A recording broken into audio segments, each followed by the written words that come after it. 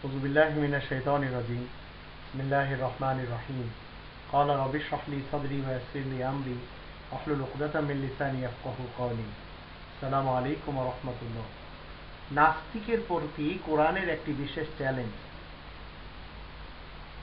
যারা আল্লাহ রাব্বুল আলামিনকে না দেখে বিশ্বাস করবে না, তাদের কাছে আপনি এবং আমি জিজ্ঞেস করতে পারি, একজন নাস্তিকের বা একজন আস্তিকের শরীর, একটি আস্তিক এবং একজন নাস্তিক, তার এই দেহ, এই যে শরীর, এই শরীরের সাথে আরেকটি ব্যক্তিত্ব রয়েছে, যাকে আমরা বাংলা ভাষায় আত্মা বলি বা রূহ বলি।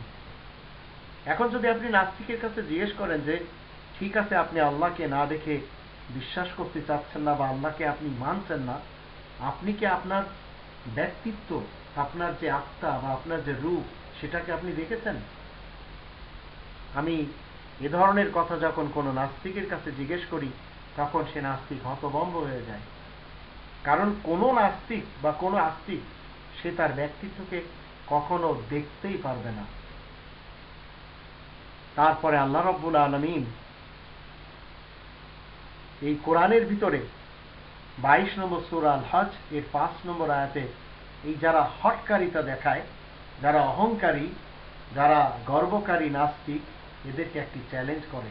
সেই চ্যালেঞ্জটি এখানে বারবার বলা হবে, আমি সৃষ্টি করেছি। এখানে যে শব্দটি বলা হচ্ছে আমি, সেই আমি কি কোনো মানুষ? সেই আমি কি কোনো আল্লাহ ব্যতীত অন্য কোনো আস্তিক? কখনো না। কিন্তু নাস্তিকরা হতভম্ব হয়ে যায়।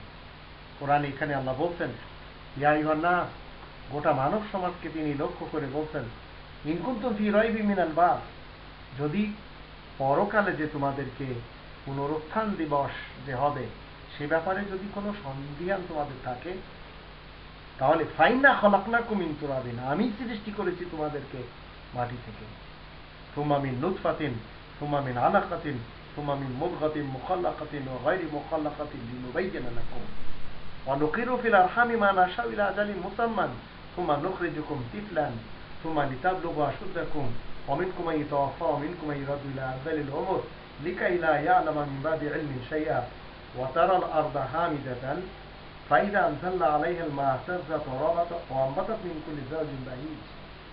আল্লাহ তাআলার যে শক্তি, যে পাওয়ার, একজন নাস্তিককে এবং একজন আস্তিককে তিনি এভাবে শোনাচ্ছেন, এ মানুষ, পুনরুত্থান সম্বন্ধে যদি তোমাদের কোনো ধরনের সন্দেহ থাকে, তবে অবধান করতে হবে তোমাদের, আমি তোমাদেরকে সৃষ্টি করেছি মৃত্তিকা থেকে, তারপর শুক্র থেকে, তারপর আলাক থেকে, তারপর পূর্ণ আকৃতি দান করেছি, আবার অপূর্ণ আকৃতি গোশতপিণ্ড থেকে আমি তোমাদেরকে সৃষ্টি করেছি।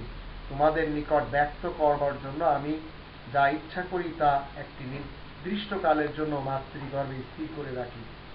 তারপর আমি তোমাদেরকে শিশুরূপে বের করে আনি, পরে যেন তোমরা পরিণত বয়সে উপনীত হতে পারো। তোমাদের মধ্যে কারো কারো মৃত্যু ঘটানো হয় এবং তোমাদের মধ্যে কেউ কেউ প্রত্যাবৃত্ত করা হয় হীনতম বয়সে, যার ফলে তারা যা কিছু জানতো সে সম্বন্ধে তারা সজ্ঞান থাকতে পারে না। তুমি ভূমিকে দেখো শুষ্ক, অতঃপর তাতে আমি বাড়ি বর্ষণ করি, তারপর শস্য শ্যামলা হয়ে আন্দোলিত এবং স্ফীত হয় আর উদ্গত করে সর্বপ্রকারের নয়নাভিরাম উদ্ভিদ। তো এই যে আমি, এখানে আপনি এবং আমি যদি একটু চিন্তা করি, তাহলে যে দেশ প্রধান নিজেকে বলেছিল আনা রব্বুকুমুল আলা, আমি তোমাদের সবচেয়ে বড় রব, পালনকর্তা, সে কি বলতে পারবে যে আমি তোমাদের সকলকে সৃষ্টি করেছি? পৃথিবীর কেউ বলতে পারবে না।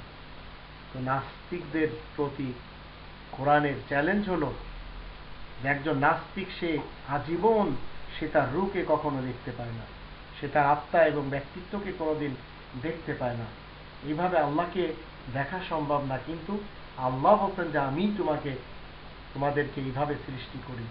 এই আমি যিনি বলছেন তিনি হলেন যালিকুমুল্লাহু রব্বি, তিনিই হলেন আল্লাহ আমার প্রতিপালক।